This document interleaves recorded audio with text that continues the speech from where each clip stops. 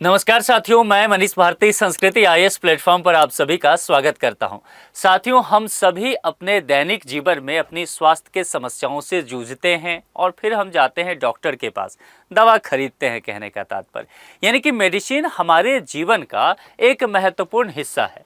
लेकिन हम यह भी जानते हैं, समय समय पर बहुत सारी ऐसी खबरें सुनते रहते हैं, पढ़ते रहते हैं, जिससे हमें पता चलता है कि हम नकली दवाइयों का सेवन कर रहे हैं और ये सरकार के पास भी एक बहुत बड़ी समस्या लंबे समय से रहा है।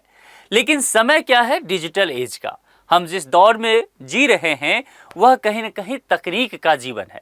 तो आजकल देखेंगे हर एक जगह पर, चाहे वो ट्रैफिक पुलिस की व्यवस्था हो, फूड सेफ्टी की व्यवस्था हो, पढ़ाई की व्यवस्था हो, हर जगह तकनीक का इस्तेमाल किया जा रहा है।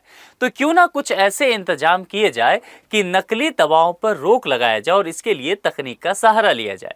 अब इन तमाम चीज़ों को एक तरफ से कह सकते हैं सही करने के लिए केंद्र सरकार एक महत्वपूर्ण निर्णय ले रही है, जिसके अंतर्गत ये कहा जा रहा है कि जब भी आप मेडिकल शॉप पर जाएंगे और आप कोई दवा जब खरीदेंगे वहां पर जाकर के, तो आप स्कैन कर सकते हैं। यानी कि दवा पर जो है इस तरह का क्यूआर कोड लगा रहेगा। जैसे कि अभी आप पेमेंट करते हैं तो क्यूआर कोड रहता है, उस पर आप स्कैन करके पेमेंट कर देते हैं, वैसा ही ये क्यूआर कोड रहेगा। और आप जैसे ही अपने मोबाइल से इस तरह से स्कैन करेंगे तो आपको इस मेडिसिन की क्या क्या खासियत है, ये तमाम चीज़ें आपको निकल करके सामने आ जाएगा। और इससे क्या होगा कि जो फेक मेडिसिन है, यानी कि नकली दवाइयाँ हैं, इसका काम खत्म हो जाएगा। मार्केट से ये धीरे धीरे खत्म होता हुआ दिखेगा। इन तमाम चीज़ों को लेकर के सरकार यहाँ पर अब कमर कसती हुई दिख रही है। जो शुरुआती लेवल पे कहा जा रहा है कि कुछ दवाओं में ऐसा किया जाएगा जिसमें जितने भी वैक्सीन्स होने वाले हैं, इसके अलावा एंटी माइक्रोबियल जो मेडिसिन होता है, उसके अलावा नारकोटिक्स और एडिक्टिव ड्रग्स जिसको आप कह सकते हैं, जो एक तरह से कह सकते हैं कि मादक पदार्थ का जो सेवन करते हैं, नशीली दवाएं जो है, इन तमाम चीज़ों को रोकने के लिए। और एक और होता है एंटी कैंसर ड्रग्स। इन सब पर सरकार ने कहा है कि फिलहाल अनिवार्य रूप से हम क्यूआर कोड लगाने वाले हैं, या दूसरे शब्दों में आप कह सकते हैं बार कोड लगाने का निर्देश दिया गया है। अब ये निर्णय क्यों लिया गया है यह भी समझ लेते हैं। देखिए, यह पूरा जो सप्लाई चेन होगा, यानी कि मैन्युफैक्चरिंग किसी मेडिसिन का हो रहा है, वहां से लेकर के मैन्युफैक्चरिंग होगा तो जाहिर सी बात है डिस्ट्रीब्यूटर तक जाएगा, वहां से रिटेलर तक जाएगा, उपभोक्ता तक, कंज्यूमर तक, हम और आप तक पहुंचेगा। तो कुल मिलाकर के मैन्युफैक्चरिंग से लेकर के और जो उपयोग करता है वहां तक जो ये दवा पहुंच रहा है, तो बीच में कहीं नकली दवा एंट्री ना मार ले। ये पूरा सप्लाई चेन को ट्रैक करने के लिए, ट्रैक एंड ट्रेस, ये काम करने के लिए पूरी तरह से डिजिटल व्यवस्था इसमें अपनाई जा रही है।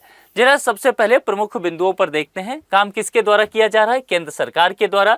शेड्यूल H2 के अंतर्गत आने वाली जो दवाई है, जिसके बारे में हमने भी 3-4 जो मेडिसिन है उसको लेकर के चर्चा की आपसे, क्यूआर कोड और बार कोड इसमें लगाए जाएंगे और प्रत्येक दवा की यूनिक आइडेंटिटी होगी। बार कोड लगता है ना, तो इससे क्या होता है, यूनिक आइडेंटिटी होता है। जब आप पेमेंट भी करते होंगे तो आप देखते होंगे कि आपका रेफरेंस नंबर आ जाता होगा पेमेंट का, है ना, और हर एक पेमेंट का अलग अलग आता होगा। तो वैसा ही यहाँ पर मेडिसिन का होगा। तो इसके वजह से क्या होगा कि कोई भी एक मेडिसिन दूसरे से कहीं ना कहीं सिमिलर नहीं होगा। तो कुल मिलाकर के फेक जो मेडिसिन की बात किया जाता है वो यहाँ पर टूटेगा। मैन्युफैक्चरिंग प्लांट से रिटेल फार्मेसी तक हर चरण की ट्रैकिंग होगा। और वर्तमान में अगर देखा जाए तो 300 प्रमुख ब्रांडेड जो मेडिसिन है उस पर यह लागू भी है। और इस अधिसूचना के अनुसार जो जुलाई 2027 तक, चाहे वो वैक्सीन हो, तमाम तरह के नारकोटिक ड्रग्स हो, एंटी कैंसर ड्रग्स हो, ये तमाम चीज़ें कर दिए जाएंगे। और जुलाई 2028 तक देखा जाए तो एंटी माइक्रोबियल ड्रग्स पर भी इसे लागू कर दिया जाएगा। तो कुल मिलाकर के कह सकते हैं कि आने वाले समय में हम सब कहीं ना कहीं नकली दवाओं के सेवन से बच सकते हैं। अब यहाँ पर है कि क्यूआर आधारित जो ट्रैक एंड ट्रेस सिस्टम है, आखिर ये सिस्टम है क्या, कैसे ये काम करेगा? देखिए, दवा जब भी कोई मैन्युफैक्चरिंग होता है तो उसकी पैकेजिंग की जाती है। तो उसके पैकेट पर, और या कह सकते हैं कि अगर उसका जिस तरह से अगर किसी डब्बे में उसे बंद करना है, चूंकि बहुत सारी गोलियां आती है जो आप देखे होंगे किसी डब्बे में बंद रहता है, तो उस पर ये क्यूआर कोड या बार कोड लगा दिया जाएगा। और उसमें क्या होगा कि उसका सप्लाई चेन आप हर एक लेवल पर, मैन्युफैक्चरर ने जब मैन्युफैक्चरिंग किया मेडिसिन का तब भी क्यूआर कोड से वो सारी जानकारी ले लिया। अब इस जानकारी में क्या रहेगा, जैसे ही क्यूआर कोड आप स्कैन करेंगे तो जानकारी में आएगा कि दवा का ब्रांड नेम क्या है। इसके अलावा आएगा कि इसका जेनरिक नेम क्या है। निर्माता का नाम आएगा और उसका एड्रेस आ जाएगा। फिर हर मेडिसिन का एक बैच नंबर होता है, तो वो बैच नंबर भी पता चल जाएगा। इसके अलावा मैन्युफैक्चरिंग किस डेट को किया गया है यह भी आएगा। अब जब मैन्युफैक्चरिंग का डेट समझ में आ गया तो मेडिसिन है, किसी भी उत्पाद का एक एक्सपायरी डेट होता है, मेडिसिन में तो और भी जरूरी है, तो एक्सपायरी डेट भी पता चल जाएगा। इसके अलावा सबसे जरूरी क्या है, नकली दवाओं को कैसे पहचाना जाएगा, तो वहां पर देखा जाएगा कि क्या मैन्युफैक्चरिंग जो हुआ है उसका लाइसेंस नंबर दिख रहा है, अगर नहीं दिख रहा है तो वो नकली मेडिसिन है। और इसके अलावा सबसे महत्वपूर्ण जो इसमें कहा गया है, बारकोड लगने के बाद क्या होगा, यूनिक आइडेंटिफिकेशन नंबर होगा हर एक मेडिसिन का। अब मान लीजिए अगर यूनिक आइडेंटिफिकेशन नंबर नहीं पता चलता है तो उससे भी पता चलेगा कि ये जो सप्लाई चेन पूरा सिस्टम बनाया गया है इसमें कहीं न कहीं नकली दवाओं का समावेशन हो गया है, तो उस पर काम किया जा सकता है। तो कुल मिलाकर के देखेंगे तो आने वाले समय में यह बहुत बेहतर कदम हो सकता है। काम कैसे किया जाएगा, तो जैसा हमने कहा कि पहला जो स्टेज है वो मैन्युफैक्चरिंग का ही है। तो जब निर्माता जो भी कंपनी रहेगी जो मैन्युफैक्चरिंग कर रही होगी दवा का, उस पर क्यूआर कोड बारकोड चिपका देगी। इसके अलावा डिजिटल रजिस्ट्रेशन होगा, यानी कि जो भी मेडिसिन है जैसे ही क्यूआर कोड लगा तो उसको राष्ट्रीय ट्रैक एंड ट्रेस प्लेटफॉर्म पर क्या कर दिया जाएगा, रजिस्टर्ड कर दिया जाएगा। यानी कि इसकी जानकारी अब हर एक जगह होगा सप्लाई चेन में, चाहे वो मैन्युफैक्चर से आगे डिस्ट्रीब्यूटर के पास पहुंचे, डिस्ट्रीब्यूटर जो है वो होलसेलर के पास पहुंचाएगा, ये जो है रिटेलर के पास पहुंचाएगा, और रिटेलर से होते हुए ये जो है आगे चल करके जो उपभोक्ता हैं उन तक पहुंचेगा। और ये तमाम स्टेज पर क्या होगा, स्कैन किया जाएगा और देखा जाएगा कि इस स्टेज से इस स्टेज पर जो पहुंचेगा तो वही सारी डिटेल्स सेम मैच कर रहा है कि नहीं। कहीं भी कुछ प्रॉब्लम हुआ तो ये समझ में आएगा कि ये नकली दवा है, पहचानना आसान हो जाएगा। और पूरी यात्रा जो इसकी होगा, जो पेशेंट तक ये मेडिसिन पहुंचेगा, तो उसकी पूरी यात्रा कह सकते हैं वो डिजिटल उपलब्ध होगा। क्यूआर कोड जो है उसका आप स्कैन करके बाकी चीजें उसकी मेडिसिन की जो सत्यता है या वैधता है उसको आप जान भी सकते हैं। अब सब बात यह है कि आखिर इस तरह की व्यवस्था क्यों करना पड़ा।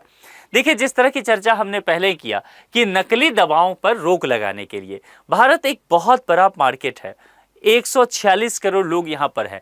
बहुत सारे ऐसी बीमारियां हैं जिसके लिए इंडिया को वर्ल्ड कैपिटल कहा जाता है। जैसे डायबिटीज़ की ही बात ले लेंगे, कैंसर की बातें ले लेंगे, तो जाहिर सी बात क्या हो रहा है कि इन तमाम चीज़ों के वजह से दुनिया भर के जो फार्मास्यूटिकल्स कंपनी है उनका ध्यान भारत पर फोकस हो रहा है। वो इसको एक बाजार के तौर पर ही देख रहे हैं, या भारत के भी जो निर्माता कंपनी है वह भी कहीं न कहीं इसको मेडिकल सेक्टर को एक बहुत बड़े मार्केट के तौर पे देख रहे हैं। तो जाहिर सी बात है यहाँ पर नकली दवाओं का समावेशन तेजी से बढ़ता जा रहा है। तो इन तमाम चीज़ों को समझने के लिए कि अगर कोई नकली दवा दिया जा रहा है या मान लीजिए डब्बी सही है किसी कंपनी का और उसमें गलत कोई दवा उत्पाद भर कर दे दिया जाए, है ना, ओरिजिनल पैकिंग का दुरुपयोग करने की बात कह सकते हैं, तो ये जो क्यूआर आधारित प्रणाली होगा इन तमाम चीज़ों को इससे रोका जा सकता है। यानी कि कुल मिला के आप कह सकते हैं कि मेडिसिन का जो मिलावट है उसमें उस पर काम किया जा सकता है। उत्पाद का रिकॉल करना आसान होगा। अब रिकॉल करना के क्या तात्पर्य है, आपने देखा होगा एक बार मैगी का उत्पाद जो है उसको लेकर के कहा कि इसमें जो कुछ ऐसे इसमें कह सकते हैं उत्पाद है जिसके वजह से स्वास्थ्य को नुकसान हो रहा है। तो क्या किया, मैगी को पूरे मार्केट से रिकॉल कर लिया गया, यानी कि जितने भी होलसेलर के पास हो चाहे वो रिटेलर के पास हो वो सब वापस ले लिया कंपनी ने। लेकिन उसमें बहुत परेशानी हुआ था। अब यहाँ पर क्या होगा, रिकॉल करना आसान होगा। रिकॉल करने का तात्पर्य यहाँ पर है क्यूआर कोड लगा रहेगा, अगर गुणवत्ता में कहीं कोई समस्या आई किसी भी मेडिसिन में तो वह कंपनी उस बैच का मेडिसिन जो है वो रिकॉल करेगी कि, और उसके पास पूरा डेटा है कि कहाँ कहाँ तक ये गया है, क्योंकि क्यूआर रिस्पॉन्स से पूरी डिजिटल यात्रा रखी हुई है, डेटा है ना।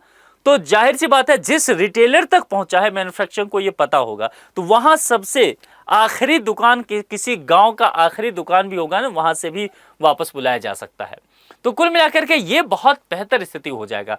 और दूसरी बात अगर देखें, जो नियामक एजेंसी है वह बेहतर तरीके से काम कर पाएगी, चाहे वो राज्य औषधि नियंत्रक और हो, स्वास्थ्य मंत्रालय हो, CDSCO हो। इन सब के को एक तो वास्तविक स्थिति का पता चलेगा मेडिसिन का, दूसरी बात यह भी समझ में आ जाएगा कि गुणवत्ता कैसी है। और सबसे महत्वपूर्ण बात समझिए, जैसे कि एक उदाहरण देता हूं, कोरोना महामारी के दौरान आपने देखा कि कोविड वैक्सीन की उपलब्धता कहां कितनी है, इस बात को लेकर के सरकार को बहुत माथापच्ची करना पड़ा। ऐसा ही जब भी किसी तरह की महामारी वगैरह हो जाता है, यानी कि पूरा मार्केट डिमांड और सप्लाई पर चल रहा है, डिमांड बहुत ज्यादा हो गया, किसी एक तरह की बीमारी बहुत तेजी से फैली, तो यहां पर मेडिकल का उस से संबंधित जो वैक्सीन मान लेते हैं या दवा मान लेते हैं, उसका डिमांड बढ़ा, लेकिन सप्लाई इतना हो नहीं पा रहा है। तो गवर्नमेंट के पास एग्जैक्ट डेटा रहेगा कि आखिर कितनी दवा पूरे देश में उपलब्ध है। अभी क्या है कि सर्वे होता है ना, कुछ सैंपल लिए जाते हैं, उसके आधार पर गवर्नमेंट तय करती है कि हाँ इस क्षेत्र में रिटेलर के पास इतना दवा होगा, इस क्षेत्र में इतना होगा, और पूरे देश का ओवरऑल फाइंड आउट किया जाता है। तो एग्जैक्ट डेटा नहीं रहता है। लेकिन जब डिजिटल ट्रैकिंग होगा, ट्रेसिंग होगा, तो इस वजह से क्या होगा कि पूरी तरह से डिजिटल यात्रा रहेगा और पूरे मेडिसिन की जानकारी सरकार के पास रहेगा। सबसे महत्वपूर्ण बात क्या है, वर्ल्ड हेल्थ ऑर्गेनाइजेशन, इसके जो आप कह सकते हैं स्टैंडर्ड पैरामीटर है, उस दिशा में भी भारत आगे चलता हुआ काम करेगा। क्योंकि अभी देखते होंगे आप, भारत के बहुत सारे जो प्रोडक्ट हैं वह किसी देश भेजा जो जाता है और वो देश वापस कर देता है उस प्रोडक्ट को। जैसे समझिए अभी जापान भेजा गया था, भारत का आम वापस आ गया, गुणवत्ता मैच नहीं करता हुआ नजर आया, है ना। तो अब मेडिकल में भी यही है, भारत चाहता है कि फार्मास्यूटिकल्स इंडस्ट्री में वो एक कह सकते हैं लीडर की भूमिका में इस दुनिया के सामने आए। अब अगर ऐसा करना है भारत को, तो जाहिर सी बात है उसके लिए बहुत इंपॉर्टेंट है WHO के मानक को पूरी तरह से पालन करना पड़ेगा। नहीं तो कल भारत कोई वैक्सीन बना करके मान लीजिए भेजता है अफ्रीका के एक देश में, WHO कहेगा कि ये सही नहीं है, तो वो वैक्सीन वापस हो जाएगा। तो भारत की जो फार्मास्यूटिकल इंडस्ट्री है ना, उसकी साख दांव पर लग जाएगी। तो कहीं ना कहीं क्या है कि इन तमाम चीजों को भी कंट्रोल में लाया जा सकता है। और कैंसर की दवाओं में इसका विशेष महत्व की बात किया गया है, क्योंकि देखिए कैंसर एक ऐसा बीमारी है जो कि बिल्कुल जानलेवा है ना। और अगर इसके इलाज के खर्च भी बहुत ज़्यादा हैं, और वह इलाज भी तब सफल होगा जब कैंसर शुरुआती स्टेज पर पता चल जाए। तो कुल मिलाकर के यहाँ पर कहा जा रहा है कि कैंसर के जो दवा हैं, कई बार देखा गया है कि जो एक तरह से कह सकते हैं खाली जो शीशी है, उसी में उस मेडिसिन को भर करके वापस से बेच दिया गया बाजार में। और बड़ी बड़ी मेडिकल कंपनियां और हॉस्पिटल्स ऐसा करते हुए नजर आए। चूंकि दवा बहुत महंगा है तो प्रॉफिट इनको बहुत ज़्यादा दिखता है। इस स्थिति को रोका जा सकता है, ट्रैक एंड ट्रेस सिस्टम लागू करके इस धोखाधड़ी से जो लोग हैं पीड़ित हैं उनको बचाया जा सकता है। नकली दवाओं का जो खतरा है, इस वजह से रोगों की मृत्यु हो जाती है, उपचार विफल रहता है। इसके अलावा एंटीबायोटिक सही से काम नहीं करता है, आर्थिक नुकसान तो होता ही है, और कहीं न कहीं पूरी जो स्वास्थ्य व्यवस्था है, इस पूरे सिस्टम पर अविश्वास लोगों का उत्पन्न होता है। तो सरकार ये काम इसलिए करना चाह रही है, ये बात तो समझ में आ गया। लेकिन इसको लागू करने के लिए अपनी कुछ चुनौतियां भी है। चुनौतियां क्या है? आप कह रहे हैं कि जितने भी मेडिकल के वो पैकेजिंग होगा, सब पर QR कोड लगाएंगे, तो जाहिर सी बात है इसका कॉस्ट बहुत ज़्यादा बढ़ेगा, प्रोडक्शन कॉस्ट बढ़ेगा। प्रोडक्शन कॉस्ट बढ़ गया मान लीजिए, तो उसका फाइनल जो ओवरऑल कॉस्ट है उसका भुगतान किसको करना पड़ेगा? उपभोक्ता को, यानी कि जो रोगी है, जिनको दवा की आवश्यकता है, वो भुगतान कर रहा होगा। तो मेडिसिन जो है वो महंगा हो सकता है, यह एक बात कही जा रही है। खास करके जो MSME सेक्टर है, इन पर ज़्यादा दबाव पड़ेगा, क्योंकि इनके पास बहुत फंड नहीं है, छोटी कंपनियां हैं, तो मैन्युफैक्चरिंग में ही बहुत ज़्यादा यहाँ पर प्रभाव पड़ेगा। और सरकार नहीं चाहेगी कि ये फाइनल प्रोडक्ट का प्राइस बहुत बढ़ाए, तो इनको फिर कहीं न कहीं ये देखना पड़ेगा कि ये गुणवत्ता से भी समझौता ना करें और फिर कैसे किफ़ायती तौर पर मेडिसिन उपलब्ध करा दे बाजार में। डिजिटल इंफ्रास्ट्रक्चर की बात करेंगे, देश भर में मैन्युफैक्चर हो, डिस्ट्रीब्यूटर हो, रिटेलर हो, क्या सभी को एक डिजिटल प्लेटफॉर्म से जोड़ना इतना आसान जान पड़ता है? यह भी देखना पड़ेगा। गलत लॉगिंग हो सकता है, अगर ऐसा होगा, मान लेते हैं गलती से ऐसा कुछ हो ही सकता है, मानवीय भूल तो हो सकता है। इस स्थिति में क्या होगा? पूरी तरह से बाजार में भ्रम की स्थिति उत्पन्न हो जाएगी। इसके अलावा इंटरनेट एवं तकनीकी बाधाएं, देश के बहुत सारे क्षेत्र अभी भी देखेंगे जहां पर इंटरनेट की सुलभता नहीं है। खास करके ग्रामीण क्षेत्रों की बात करेंगे तो डिजिटल समावेशन बिल्कुल नहीं देखने को मिलता है हमारे देश में। इस स्थिति में फिर तकनीकी बाधाएं आएगी और प्रशिक्षण की भी आवश्यकता होगा। सप्लाई चेन से जुड़े हुए तमाम जो हितधारक होंगे उनको डिजिटल प्रशिक्षण देना पड़ेगा। हितधारक कहने का तात्पर्य है कि मैन्युफैक्चर के बाद जो है आप डिस्ट्रीब्यूटर के बाद होलसेलर के बाद रिटेलर और फिर अंतिम आप कह सकते हैं उपभोक्ता। इन सभी को डिजिटल प्रशिक्षण देना पड़ेगा, तभी तो ये चीजों को जान पाएंगे। नहीं तो अगर सरकार इन तमाम चीजों को लागू कर दे तब भी उसका लाभ ये नहीं ले पाएंगे। तो कुल मिलाकर के चैलेंजेस हैं, लेकिन अपॉर्चुनिटी भी ज्यादा है। और निश्चित तौर पर सरकार जिस तरह से नकली दवाओं से परेशान है, ये लागू करने जा रही है, तो रिस्क थोड़ा सा लेना पड़ेगा। यहाँ पर एक प्रश्न है जिसका जवाब आप कमेंट बॉक्स में लिख करके बताएंगे। आपको क्या लगता है कि जिस तरह से सरकार ने कमर कसा है कि आने वाले समय में जल्द ही हम ये देखते पाएंगे कि कुछ दवाओं पर शुरुआती तौर पर QR कोड लगाया जाएगा, और संभव है आने वाले समय में जितने भी मेडिसिन होने वाले हैं सब पर यह QR कोड लगता हुआ नजर आए। लेकिन एक प्रश्न ये भी है कि क्या आपको लगता है वाकई ऐसा करने से क्या नकली दवाओं का कारोबार रुक जाएगा? क्या जो गरीब लोग हैं, जो पीड़ित लोग हैं, रोगी हैं, उन तक सही दवा मुहैया हो पाएगा, या कुछ इसमें भी परेशानी हो सकता है? आपके जो भी विचार हैं कमेंट बॉक्स में लिख करके जरूर बताएं। आज के लिए इतना ही। जुड़ने के लिए आप सभी का बहुत बहुत शुक्रिया। यदि अभी तक आपने संस्कृति IAS यूट्यूब चैनल को सब्सक्राइब नहीं किया है तो सब्सक्राइब जरूर कर लें। Thank you so much.